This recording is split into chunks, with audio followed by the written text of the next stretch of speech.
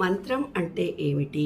ఏదైనా ఒక విషయాన్ని పదే పదే జపించడమే మంత్రము. అంటే ఆ శబ్దానికి ఒక శక్తి వస్తుంది అని అర్థం.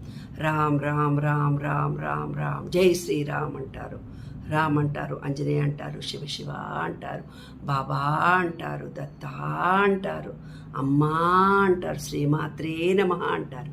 ఇలా ఒక్కొక్క శబ్దాన్ని ఒక్కొక్కళ్ళు పలుకుతూ పలుకుతూ తమ జీవితకాలం అంతా ఎంతో శక్తిని పొందుతారు. కానీ వాళ్ళందరూ ఏమంటున్నారు, నాకు బీపీ ఉంది అని ఒకటి జపం చేస్తున్నాడు, వాడు బీపీతో పడతాడు. వాడు నాకు షుగర్ ఉందని ఒకటి జపం చేస్తున్నాడు, వాడికి షుగర్. ఒక ఆమె అంటుంది నాకు మోకాళ్ళ నొప్పులని జపం చేస్తుంది. ఒక ఆమె అంటుంది నాకు ఎవరు లేరు, నేను ఒక్కదాన్నే ఉన్నాను, నాకు ఎవరు సహాయం చేయరు అని జపం. ఆమె జీవితం అదే అవుతుంది. జపము అంటే ఏ విషయాన్ని కానీ పదే పదే జపించినప్పుడు ఆ శబ్దానికి శక్తి కలుగుతుంది. అయితే దీన్ని ఎలా వదిలించుకోవాలి అని అంటే, మీ సబ్కాన్షియస్ మైండ్కి ఏదైనా ఒకటి రిపీటెడ్గా ఇవ్వడం అలవాటు చేసుకోవాలి. దాని ఫీలింగ్తో సహా ఇవ్వడం అలవాటు చేసుకోవాలి. ఏదైతే మీరు పదే పదే మీ ఫ్రెండ్స్తో ఇంకొకళ్ళతో చెబుతూ వెళ్తున్నారో అవన్నీ తగ్గించుకోవాలి. చుట్టుపక్కల వాళ్ళతో చెప్పేది మీరు తగ్గించుకోవాలి.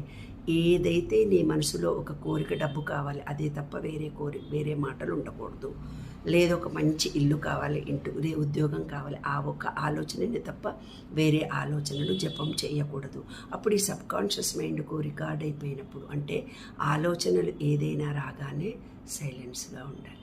ఆలోచన మీకు ఏదైనా రాగానే సైలెన్స్ ఉండడం ప్రాక్టీస్ చేసుకోవాలి. ఎప్పుడైతే మౌనం అంటే మాట్లాడకుండా ఉండటమే కాదు, ఇక్కడ తిరుగుతున్నటువంటి ఆ స్క్రీన్ను ఆపుకోగలగాలి. సబ్కాన్షియస్ మైండ్లో ఆలోచనను ఆపుకున్నప్పుడు ఇమీడియట్గా పాజిటివ్ ఎనర్జీ మీకు రావడం మొదలు పెడుతుంది. ఇదే విశ్వ నియమము.